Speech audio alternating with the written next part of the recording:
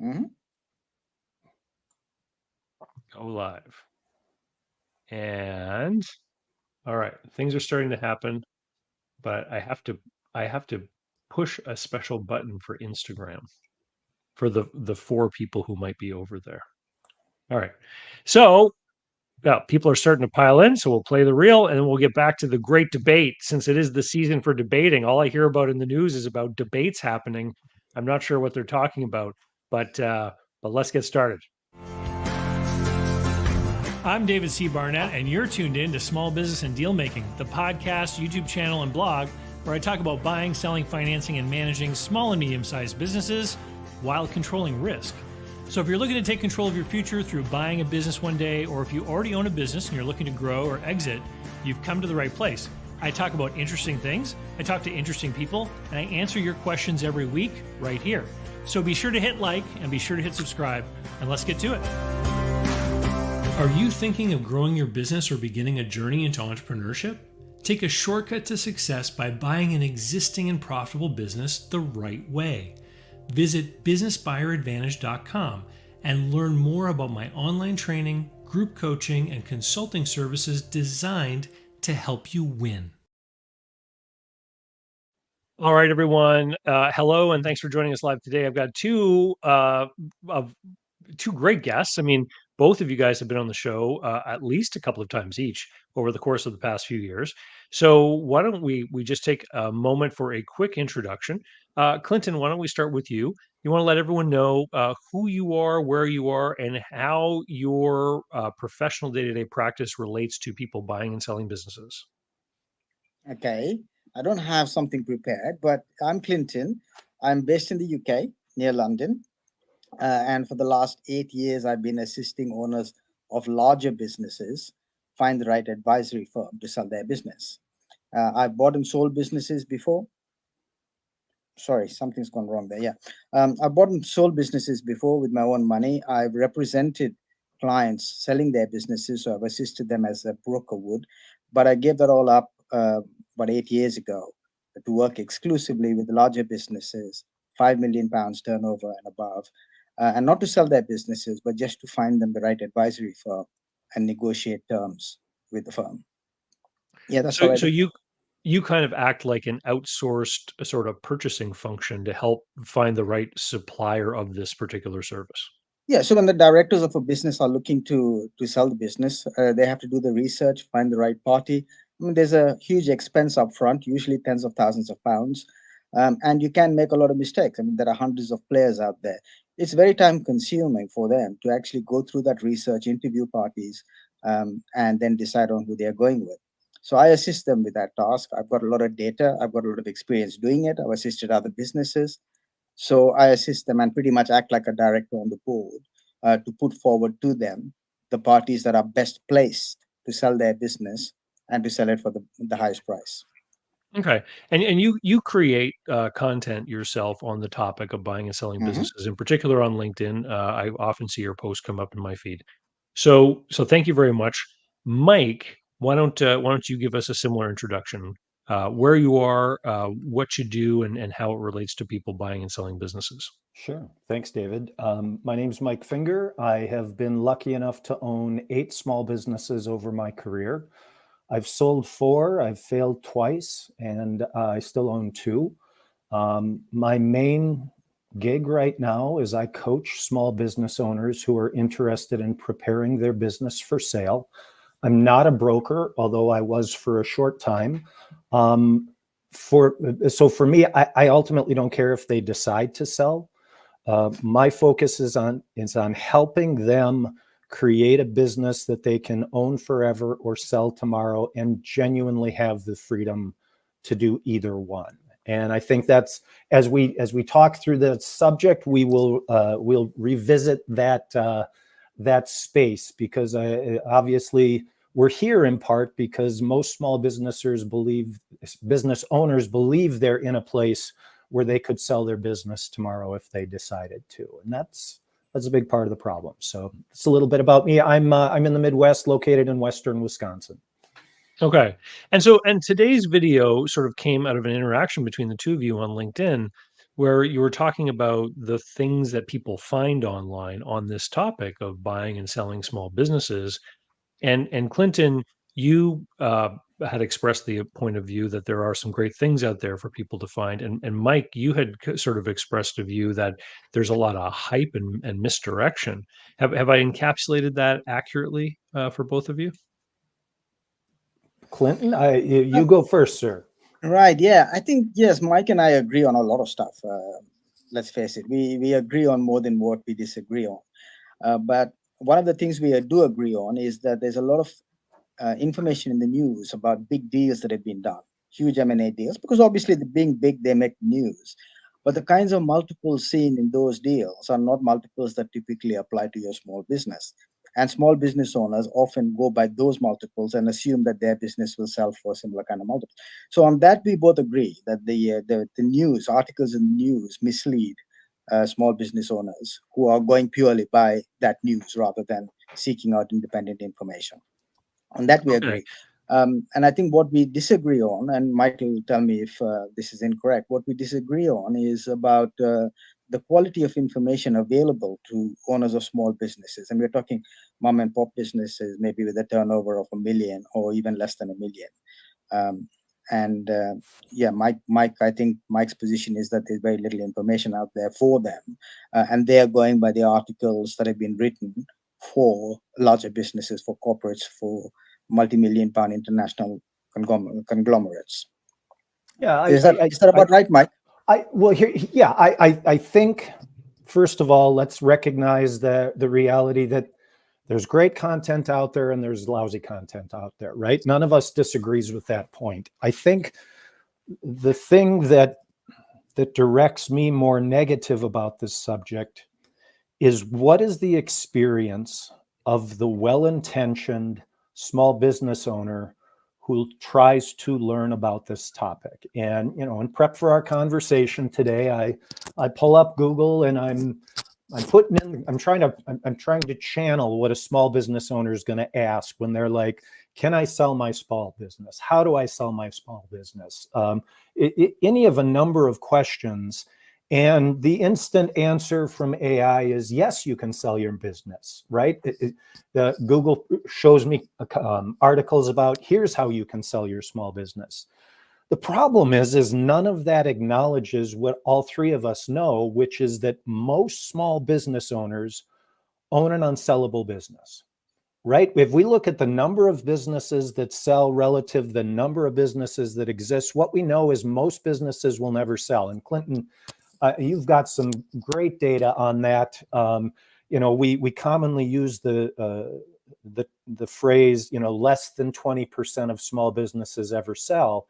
I have become convinced in no small part because of Clinton that number is probably way less than 20%, right? And so if I'm that small business owner and I am intentionally well-intentioned going to try to educate myself, my argument is that what I'm going to find online is almost certainly going to confuse the issue for me, not clarify it. Okay. David, I think we seem to have frozen, at least for me.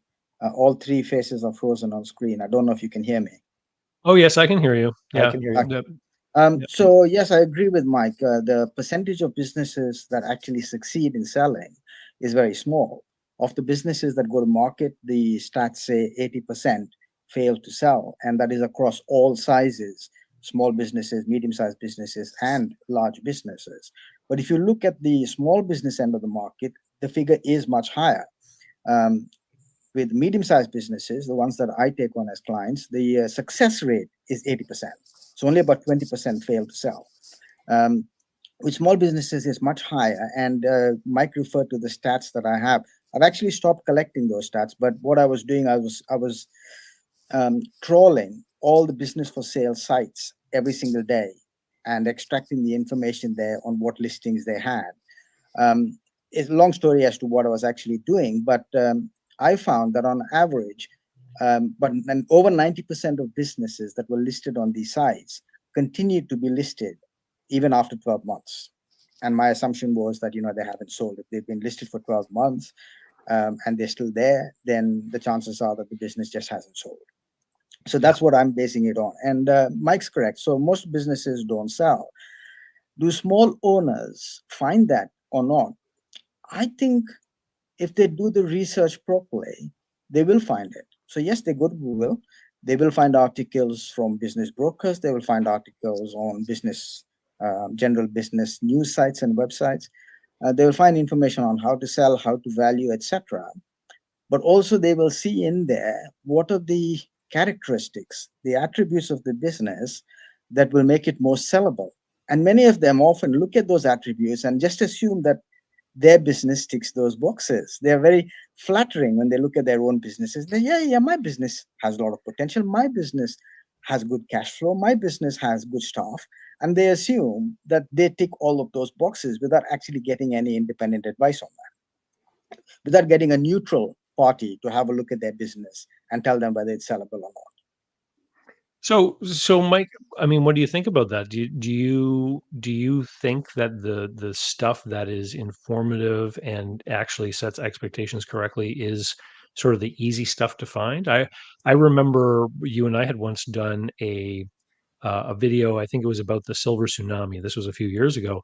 And at that time, the first video, the first result that came up on YouTube about selling your business was a guy talking about getting, investment bankers to sell your business for $100 million or something like that. And it was a really, I don't know, it was like a upper mid market or even large business kind of example, but it was coming up as the number one search on Google.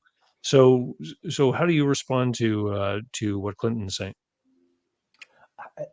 I can only point to what I see as the common experience of small business owners. And again, let's recognize that, Clinton, what you're saying is true.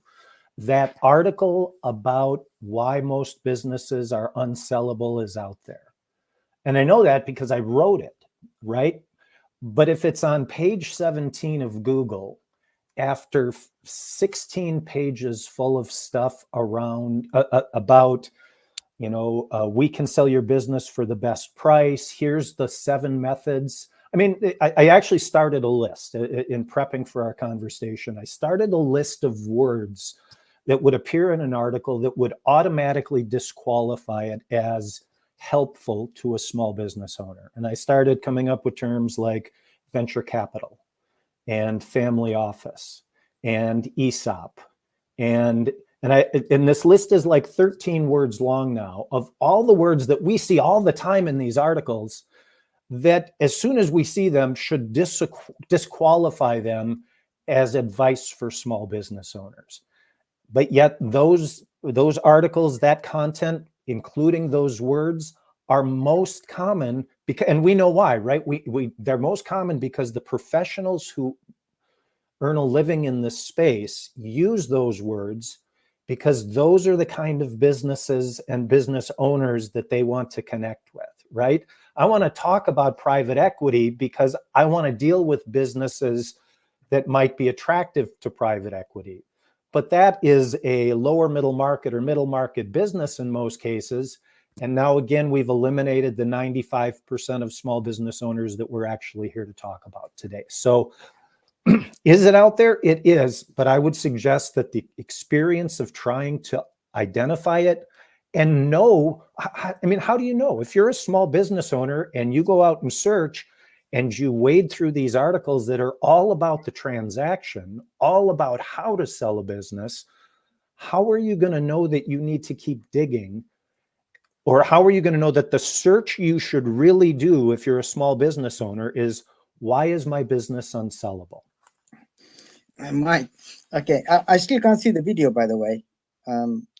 You're coming through fine, Clinton, and Yep. don't worry about that. It'll all get matched up in the end. Okay, so Mike, maybe you should write an article using all these negative keywords and tell people, when you do your Google search, do a minus quote unquote private equity, and then you'll leave out all the articles that are not meant for you. I think there's merit in that, actually. Seriously, it's interesting. It's an interest because that's part of what I wanted to challenge you about today, Clint. If you're a small business owner, yeah, in that $1 million turnover or less, What line would you write in Okay, Google so, to get the this is information? what I see, right? So okay, I've got one of the most visited M&A websites in the UK. Okay, I get more traffic than most business brokers because I have a ton of articles there for business owners, from small business owners, medium-sized businesses, and whatever. So I get a lot of visitors coming to my site. And the reason I say this is because sometimes I look at my stats and I look at what keywords are getting the most visitors, what pages are ranking at the top as landing pages. And you know what page? What is my number one page? How do I sell my business for a multiple of turnover? So people are searching on how do I value my business based on turnover. Yeah. Which What they're is looking sales to for do. people that aren't familiar with that term. So this is a completely um, outrageously optimistic sort of thing to be looking for. But this is what people are typing into Google. Yeah, David, I so they're came not looking. across your video just the other day, Stupid Rules of Thumb, right? Which talks about that same topic. 5x revenue, 2x revenue. Yeah, absolutely. I mean, so what they're doing there, I think they're searching for the wrong terms. They're searching for terms like how can I sell my business quickly? They're searching for how do I value my business based on turnover? How can I find a broker who doesn't charge me any advance fees? These are the kinds of things they're looking for. And I think all of those are completely the wrong terms to be using at the start of your search. If you're looking for a broker who doesn't charge any advance fees, and I get the logic, if someone's so confident they can sell my business, they won't charge me anything up front. But of course, historically, what's happened in the UK is some of the worst brokers operate on that model where they don't charge you any advance fee, but they have all kinds of penalty clauses into their contracts, and they will charge you money later on for a variety of reasons. But people are looking for that. I don't want to spend any money up front. I want someone who can sell my business very quickly. These are kinds of terms that they're using in their initial searches. So I still blame small business owners for doing the wrong searches. The information is there. How do I sell So a small business? Yeah, so sorry. if we dial the calendar back to 1990, okay, Mm, so before the internet was available and before it was ubiquitous with if you wanted to learn about something like this topic, mm, you would probably, maybe a small business owner might ask their accountant about it, or maybe their lawyer, or maybe they'd end up at a library and they talk to a mhm, librarian, like, how do I find information of this nature? mhm, And it would be, quite a difficult thing to mhm, maybe find the right kind of information that they were looking for. But mhm, I think that they would also be interacting with certain gatekeepers that might direct them in the right way and mhm. maybe start to set some of these expectations. Do you think the problem with democratizing the access to all information all the time is that we have not trained everyone on how to, be a librarian, like how to Absolutely, think about absolutely, what they're looking for? absolutely. I think I think that's part of it, David. I think it's more complicated than that, though, from my perspective. And it goes back to what Clinton talked about earlier. Clinton, you just said they're asking the wrong question, and you're almost certainly right. In fact, I completely agree with you. The problem is that they're asking the question, they're searching based on what's been pushed to them. And what's been pushed to them, as you pointed out earlier, is articles from brokers and Google's last purchase and all of this content that overwhelms them with a false positivity, a base assumption that they can sell their business when they decide to. So I would suggest that we are consuming that content that gets pushed at us. And then when we actually get around to asking the question, David, you're right. That we're asking the wrong question. We're not going to the broker or the librarian. We're going to the internet that gives us 16 pages of maybe not so good. And on the 17th page, there's that answer. But So one, who goes there? Mike, you're correct there. I think one thing that small business owners tend to do, and obviously I'm generalizing here, and not everyone does it, but they tend to gravitate towards news that they like or articles that make them feel good, articles that make them feel that their business is worth a lot of money and that it'll sell quickly. Um, as you know, I was part of a charity in the UK called CEBTA, CEBTA, and it's still available online, cepta.org.uk. This is a charity that used to assist small business owners who were cheated by business brokers, because we did have a lot of dodgy business brokers in the UK. Not so many now, but we did have a lot. And many small business owners were badly cheated by them. So SEPTA existed to assist them, to assist them take it to court, to get a refund, whatever. And I used to see the type of queries that came through on SEPTA, and I still see the queries coming through on SEPTA because now I own the domain. People are signing up with brokers without asking any questions, without even reading the broker contract. I mean, over 50% of the cases where people make a complaint to SEPTA, they haven't read the contract with the broker. They sign the contract without reading it. And the contract says things like, we don't guarantee we'll sell the business. We don't guarantee we'll get you the price. We don't do this. We won't do that. And your liability to us, falls due even if you change a director. If you just appoint a new director to your business, our entire success fee becomes due. All of this kind of stuff. They don't even read it. They're in such a hurry to just sign up with the broker because the broker has promised them a huge amount. So I think this lack of research, the assumption that selling a business is as easy as selling a car or something else, leads these small business owners to make these wrong choices. And as David says, if they start with their accountant, existing trusted advisors, they would be far better off. So let me just bring some other people into the conversation here. We got Kevin in Central Florida who says, "Good afternoon. Hi, Kevin. How are you?" A fellow UK person. It's a British invasion. Hello from Nottingham. There you go. He's given us a like. Thank you very much, Victor. Antonio over on LinkedIn says, "Mike is right. Most of the information available tend to be for the benefit of larger companies, which indeed disqualify the actual small business owner." And let me ask you this.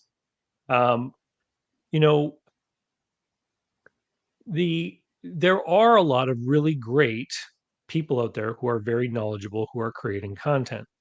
And so, we mentioned articles out there from people like business brokers, and there's business brokers out there who've sold a lot of businesses and they know what they're talking about. Why do you think that the good content isn't being pushed? Is it simply because people are looking for a certain narrative and the algorithm of the search engine is trying to match the narrative they're looking for? Or let's look at this another way. Information that is free. Like who's made that warning? I forget where the quote comes from. If a product is free, or if something is free, you're the product, right? Like a lot of this stuff that is created, even around topics like this one, is designed to lure eyeballs so that they can gain your interaction with certain websites. Do you think that this is something that people just miss when they're thinking about it, that they legitimize sources which they should be second guessing, perhaps? I think yes, to some extent, because all these media companies, they rely on clicks, on likes, on views, page views, right? And if you have two articles out there, one telling people how fantastic it is to sell a business, it'll be your payday, you'll get a lottery size win, blah blah blah. And there's another article that's quite a downer that says, it's very difficult to sell a business. It may take you a year or two, and blah blah. A completely different kind of article. Which one's going to get more likes? And the one that gets more likes is going to rise in the rankings, and that's going to feature more prominently. That's going to be viewed more often. And there are more small business owners who are going to fall for that kind of feeling. Yes, it's very easy to sell, and yes, I'm going to get a huge amount when I sell. It's so true, Clinton, and it's going to get even worse than that now, because when I type in, will I be able to sell my business, which I just did, yeah, I get content, but it's under the AI answer, which is yes. So my question for you, you say there's a lot of information for larger businesses. I don't see that. Okay, I see a lot of news about larger businesses being sold. I don't see I see hardly any quality information for larger businesses. And these are my clients, right? I see the clients that come to me Now, typically. Clinton, I'm going to interrupt. You said quality information. Don't accuse me of saying there was a lot of quality information out there for larger Okay. Or businesses. any information for that matter, any information. So, for example, let's say I've got a client with 20 million pound turnover, right? So he's looking at selling his business, and the kinds of things that would be useful to him would be working capital, working capital calculations. How do you net assets Yeah. versus working capital, EV to equity bridges. This is what's going to happen in your negotiation. These are the kinds of things that your advisory firm is going to be negotiating for you. So this is what an EV to equity bridge is. I think clients need to know that kind of stuff, and there is very little such information. So there's very little information, I believe, for larger businesses. Most of the people writing information as well, they haven't sold a larger business. They have no experience of that market. They are small business brokers. They are people who sold small businesses, and they know a lot about selling small businesses, and that's what they write about. I don't see a great deal of information on selling the larger business. Well, Mike, do you think people are purposefully misleading in the content they create for some different purpose? Like, do you think there's the broker out there who publishes the article on how to sell your business for multiples of turnover just because they want the flow of business owners to come to them so they get the first opportunity to cherry pick the listing opportunities that they would like? I'm not going to impugn their motives. I think most of them create content like all of us do. They create content to attract the kind of client they want to deal with. And those tend to be larger small businesses, right? Because I can sell a $5 million business for the same amount of time and effort that I can sell a $500,000 business. In fact, it may be easier to sell.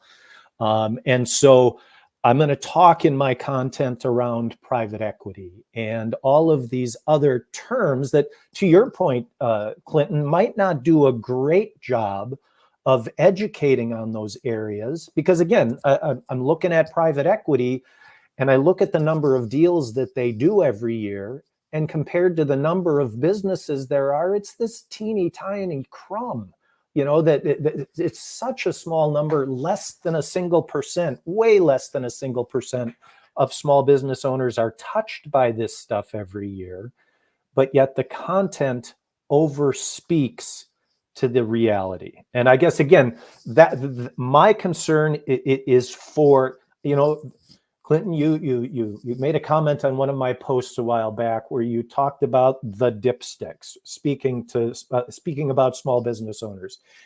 And I think my response to you was, yes, they exist because I know I was a dipstick when I was a business owner in my first business, right? They're out there. What I'm concerned about is the well-intentioned small business owner who genuinely makes an effort to learn about this. And I want to know, what do we tell them to do so they can cut through the garbage that we all agree is out there and actually find good content? Is there a certain question? Is there a certain, again, you and I, we all know there's good stuff out there. So, but to me, that's the owner I'm concerned about. So, okay, that's a very good question. So how do we advise these small business owners to filter out the bad stuff out there, the stuff that's not helpful to them? And I would say, one, you start by speaking to your trusted advisors. If there's a lawyer who works in M&A, or a lawyer in general, ask him to recommend someone in M&A. Speak with them. Speak with your accountant. Speak with someone you know and trust who understands at least a bit about this. That's number one. Number two, don't go by advice from people who have a motive in signing you on. So if it's a business broker site, it may be neutral information. They may be giving you accurate information, but at the same time, they have an ulterior motive. They do want you to sign up as a client. So be smart enough to recognize when someone has some sort of a finger in the pie and wants you to do a certain thing or move in a certain direction or believe a certain line. If they have some incentive to push that line, then you need to automatically treat that information with more caution. That is something I think it's a common sense. It's a skill that smart business owners would have anyway. But for those who are just going for any old article they find, I would say look at the source. I think there's an inherent failing in the way the internet and search engines work too. And so here's why. I recently got a question from somebody asking me how on earth they could ever get a deal done. And this was a person who lived in Canada because there was no SBA in Canada, and everything they see online talks about how people buy a business with an SBA loan. Mhm, And I know that if you talk to many lawyers or other bankers, you learn pretty quickly that most business lending is not with this kind of program. It's, mhm, just done in other ways. But there are obviously people out there who make their living by going out and finding clients and making these loans under this program, and they're out there trying to promote themselves or creating content.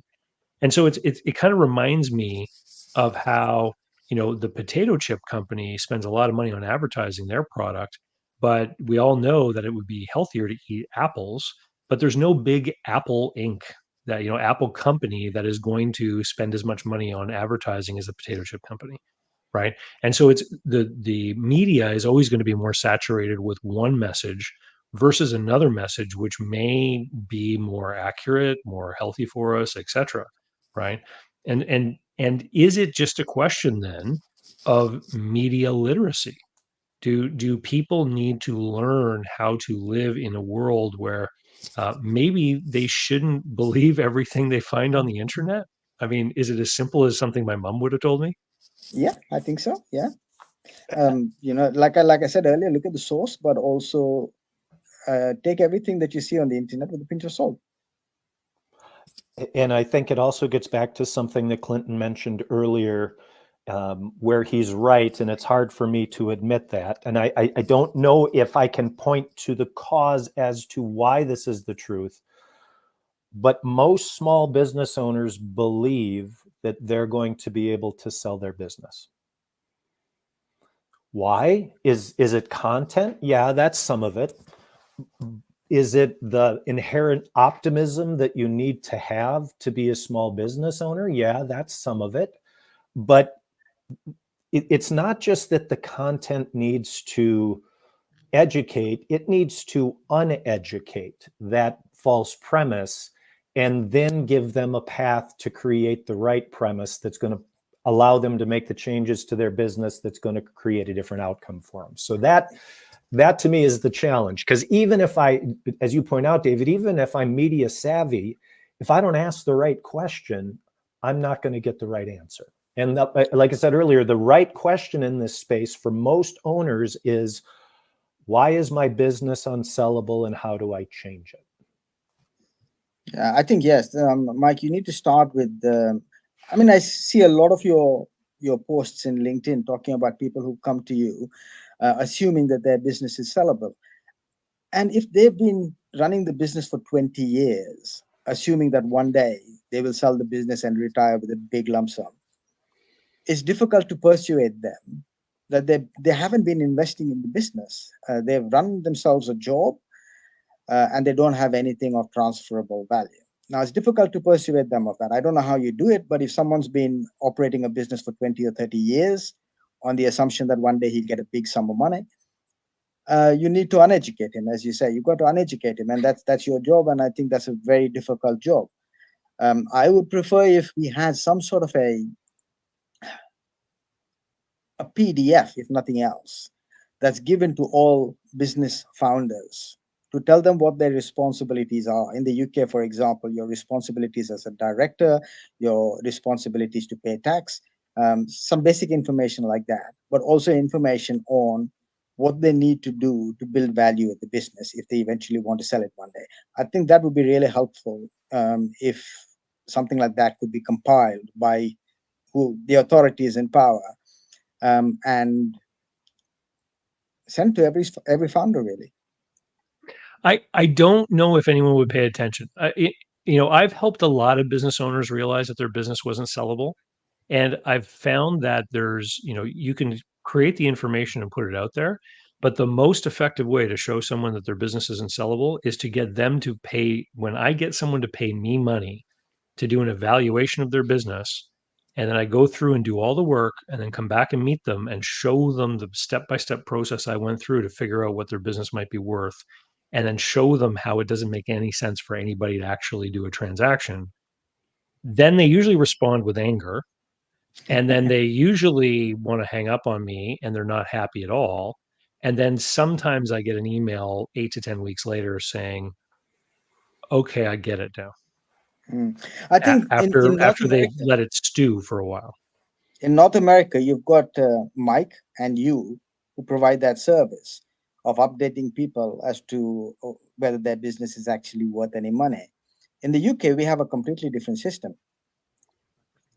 You put your business on the market, you wait for a year, you reduce the price, you wait for another year, you reduce the price further, you wait for another year, and then the market has effectively slapped you in the face and told you that your Well, that business. happens here too. That Hmm. happens here too. Yeah. Okay. Yeah.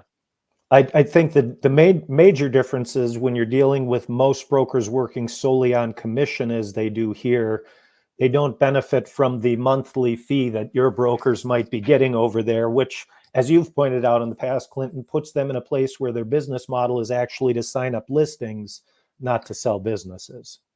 Well, very few charge a monthly fee, but they do charge in advance.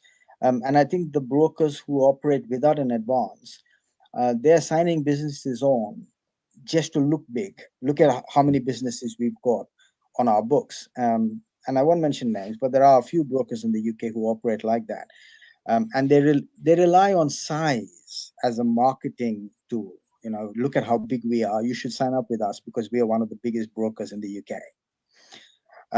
Most other brokers charge an advance fee and don't charge a monthly fee, but again, they are not very competent at selling businesses. They don't put a great deal of effort in. So yeah, you do get people waiting for a year, 2 years, and then realizing that the broker's not going to do anything for them.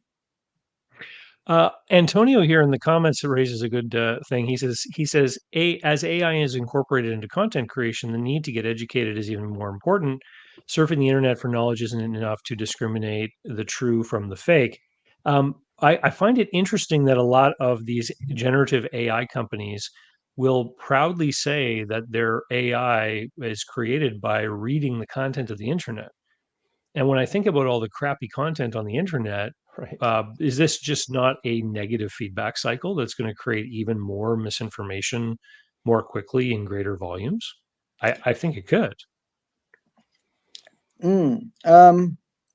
I did a little experiment on ChatGPT quite a while ago now, and I thought that the information it provided on selling a business was quite accurate. I didn't think it was hyped up. I thought it was quite realistic. Do you remember the question you asked, Clinton? No, I don't. I can dig it out. I do have it somewhere. But yeah, from what I recall, I wasn't disappointed in the answer. Sure.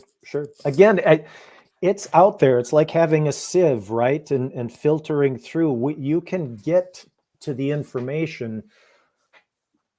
And a lot of this, I think, is expectation setting, right? How much time should I reasonably expect to spend educating myself about this? I go back to a basic piece of advice I give owners is to once a month, set a recurring lunch with yourself to learn about this. Watch a video from David, read an article from Clinton, talk to a business broker, do something 30 minutes once a month.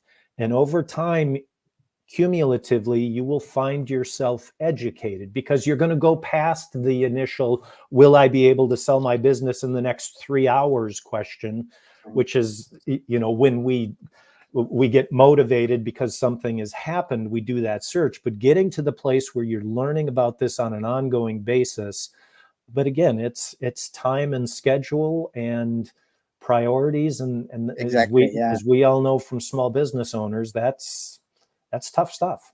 But Mike, let me ask. something related to what Antonio said, if I may, David, very quickly. Yes, AI is a problem, I think, because there will be brokers and content creators who feed AI with certain questions and come up with articles then that they post on their websites or post on social media, which are not a true reflection So they might ask ChatGPT, what's the best way of persuading small business owners to sign up with me as a broker?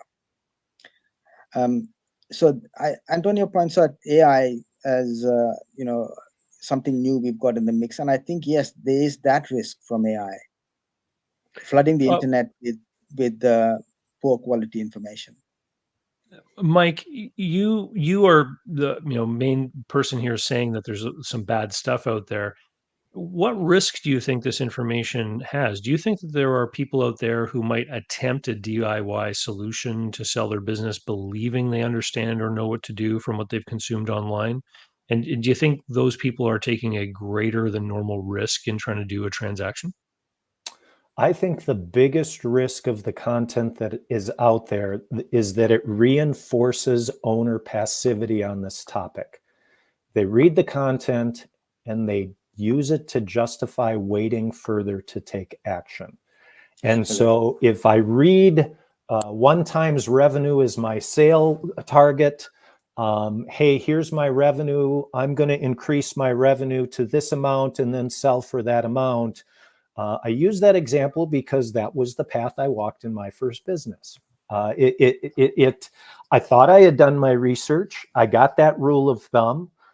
I chased revenue and found out that wasn't the case. My concern, David, again, to answer your question, is that most of the content out there, unintentionally or not, encourages owners that they can wait longer to address this. And as all of us know, this is often a 3 to 5 year journey for owners when they actually look at changing the business to make it sellable and actually getting through a transaction. This is not something most owners should wait about.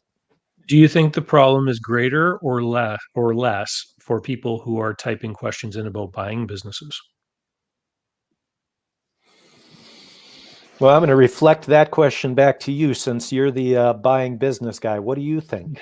Who, me? No, David. Okay. Clinton, what's your opinion? Well, my stand on the whole £1 Charlie issue. There's been a growth in people in the UK, at least, looking to buy businesses with no money down. But the buyers that go for the larger businesses are typically people who are very well represented. They have corporate finance firms, legal firms, etc., on retainer. So they know what they're doing. They are highly sophisticated investors. When it comes to buyers of small businesses, I'm not that familiar, but I would expect that someone who has a few 100,000 or a few million to invest in a small business is someone who's pretty savvy.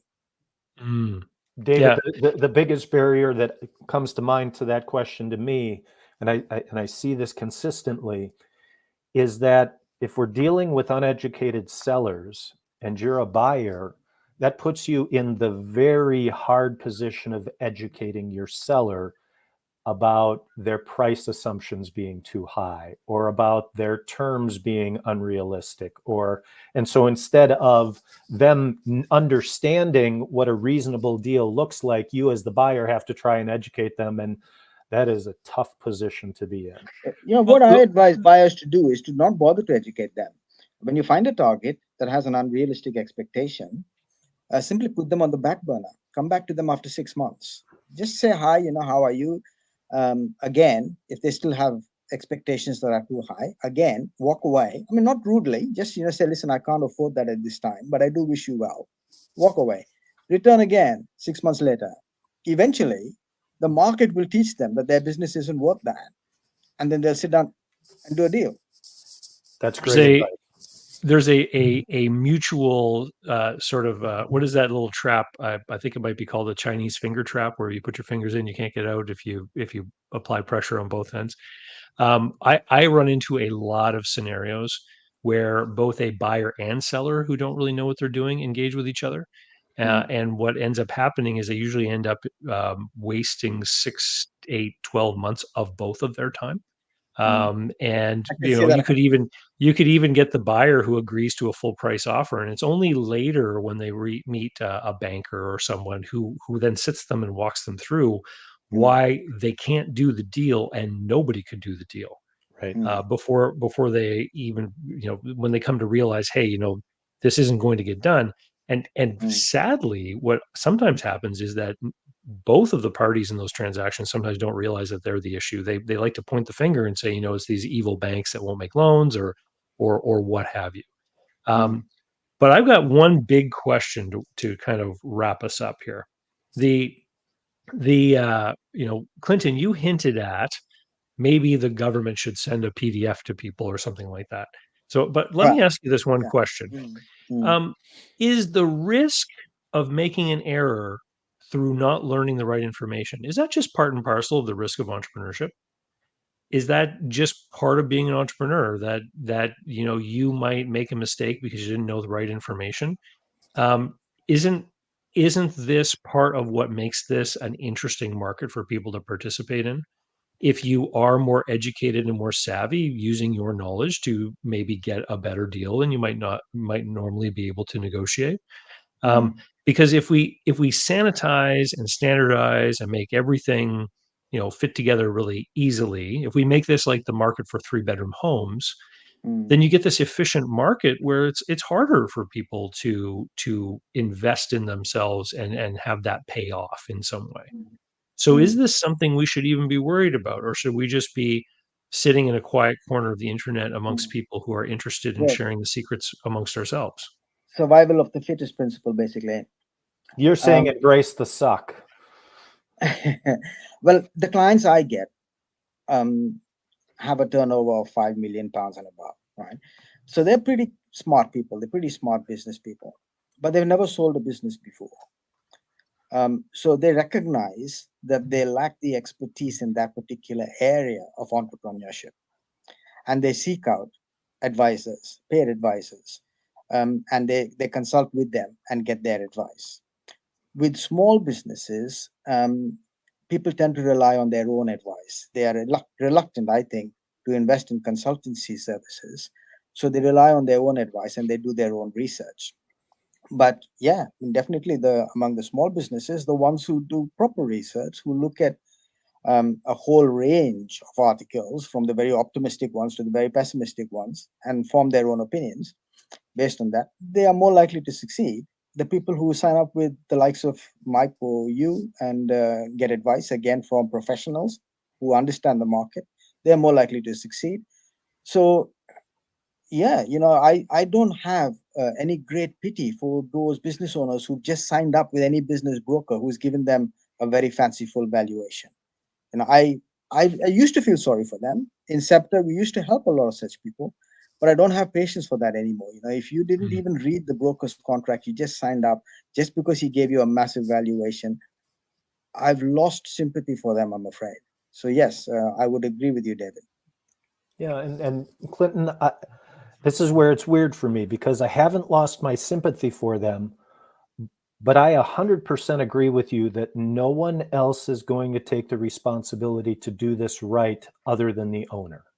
And Mm. so, as sorry as I might feel for someone who gets led down the garden path, if they're not asking questions and digging and pursuing and doubting, right? And making, being in that headspace where you're like, no, that doesn't make any sense. Why would somebody pay me 3 million, Mr. Broker? That doesn't make any sense, right?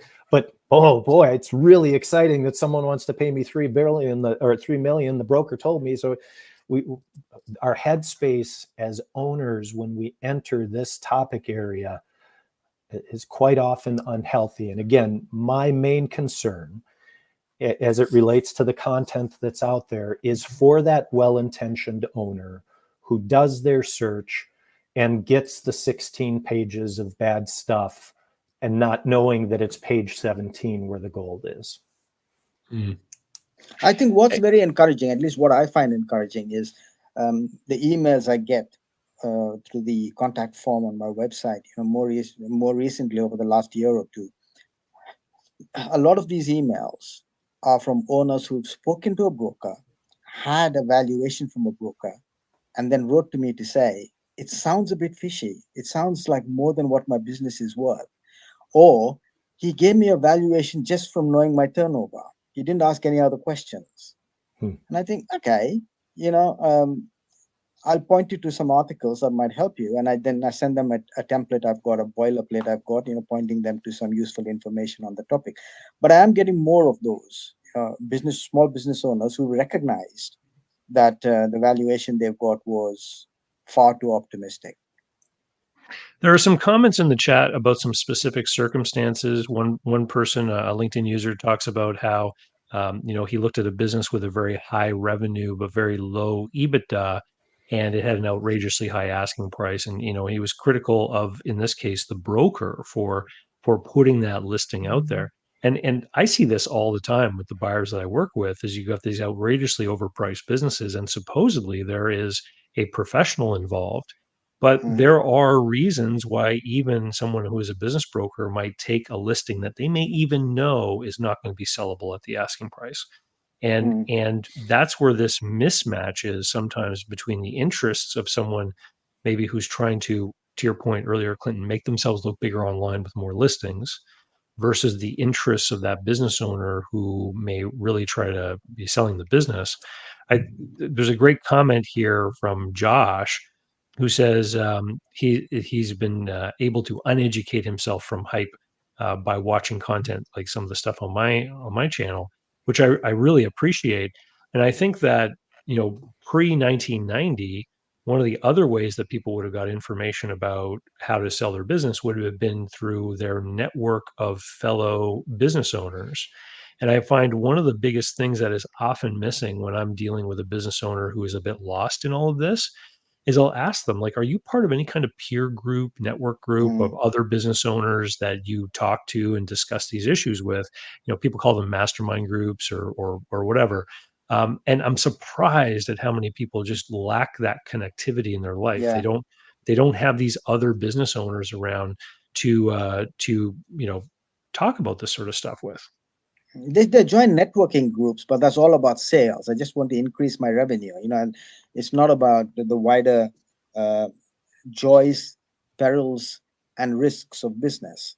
But I feel I sympathize with the viewer who mentioned earlier about looking to buy a business, and looking at listings that are highly overpriced. Being a buyer is not easy. You do get a lot of uneducated sellers who have unrealistic expectations. You have brokers who've taken on listings that they know they'll never be able to sell, and you have to sort through all that flotsam and jetsam to find one decent target. I mean, I don't envy them at all. I know that some buyers have staff that do the filtering for them. And when I was buying businesses, I actually wrote bots that used to go and collect listings every day and sort those listings based on certain criteria. But you do need to have maybe some sort of automation or some sort of assistance with filtering targets, because there are a lot of rubbish targets out there. Yeah, Yeah. that key in that comment for me is the word uneducate, right? How do we kill the assumptions? Where do we go to reset so that we're learning the right things for our business at the right time? Maybe maybe accountancy groups, or rather the regulator in the UK, could require all accountants to give their clients some certain basic advice on how to grow value in business. Just point out to clients that your business doesn't automatically have a value. Uh, if you're thinking of selling it as your pension plan, then you do need to build value, and you do need to do certain things, and you need to consult with someone to give you that assistance.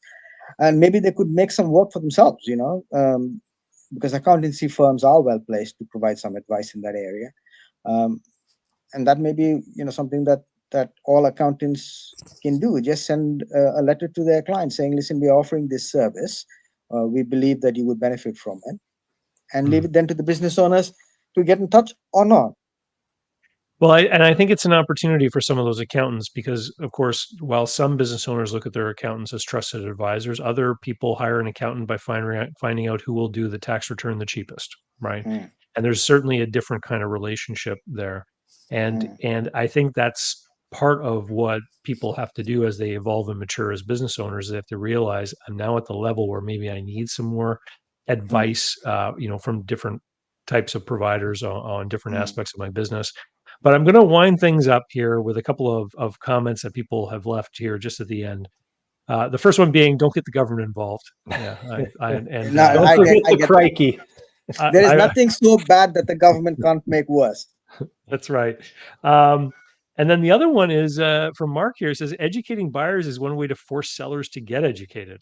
And to your point, Clinton, if a business is put up for sale and is still listed 12 months later, I think that's what's happening is buyers are very slowly educating those sellers because nobody's making a deal, nobody's paying their price, and that when we say the market is talking to someone, that's to me that's the buyers are educating them. I don't know. I don't know because savvy buyers, wouldn't engage if they think the seller is unrealistic. They won't waste time asking for the But just accounts. their absence, I think, is an indicator, Okay, right? yeah. The fact that they're not there, like where are the people to buy my business? Eventually, I think someone has to stop and realize maybe I should be looking at what I'm trying to sell or the deal I'm proposing. Yeah. Why is this the third offer at 50% of my asking price? Or they don't even get any offers really because a buyer won't make an offer till he's got fairly extensive information, your accounts and various other bits and pieces. And you're not going to have even an outline offer till you've provided all of that information, right? Yeah. So in winding things up, why don't I give the two of you an opportunity to remind everyone where they can find you online if they'd like to reach out and learn anything more. But Mike, why don't we start with you this time? Yeah, I'm at exitoasis.com is my website, but the best place to find me is on LinkedIn. I post there daily about this subject, and occasionally Clinton and I get into conversations there that can be entertaining to observe as well. Yeah, Clinton? excellent. Well, you can find me on ukbusinessbrokers.com. So that's all one word, UK Business Brokers, brokers with an S. And like Mike, I'm on LinkedIn quite often. I post not daily, but almost daily. And if you fancy reading the rubbish that I post, feel free to follow me. Well, this is great. I'm going to update the show notes as soon as we wrap up here, and I'm going to include those websites and your LinkedIn profile URLs in the notes down below. And if people are listening later on audio, you'll find them in the show notes as well on whatever platform you're listening on. And I would encourage people, please hit the like button, please share, please leave a comment if you're able to. So if you're on YouTube or Spotify now has comments as well. Please leave comments. It helps the algorithm know that the content is good and worth sharing. And maybe we can fight our way from page 17 of Google up to somewhere more prominent, Mike, hopefully. And with that, I'll thank the both of you for coming today. I think it was a great conversation. Mike, always fun talking with you. David, thank you so much for organizing it. And thank you to all the audience who joined us. Absolutely. I echo that. Enjoyed it. Awesome. Have a great week, everyone. And you, David and Mike. Bye. Bye. Bye now. So, how can you learn more about buying, selling, financing, and managing small and medium-sized businesses? Easy. Go over to my blog site, davidcbarnett.com, where you can learn more about me and how I work with my clients. You can learn more about my books and courses that I've prepared for you. You can find out how to subscribe to my email list, the YouTube playlists, and more. There's literally hundreds of hours of content there, all for free, and I'd love for you to be my guest. Special thanks go to Mark Willis at Lake Growth Financial, today's video sponsor. Mark helps people better manage their personal and business finances through the Bank on Yourself insurance strategy. This is something I've done personally and I've seen others use it successfully for years. Go to newbankingsolution.com to find all the interviews I've done with Mark and learn more about the advantages of these programs. While there, sign up for a free consultation to learn what this solution might look like for you.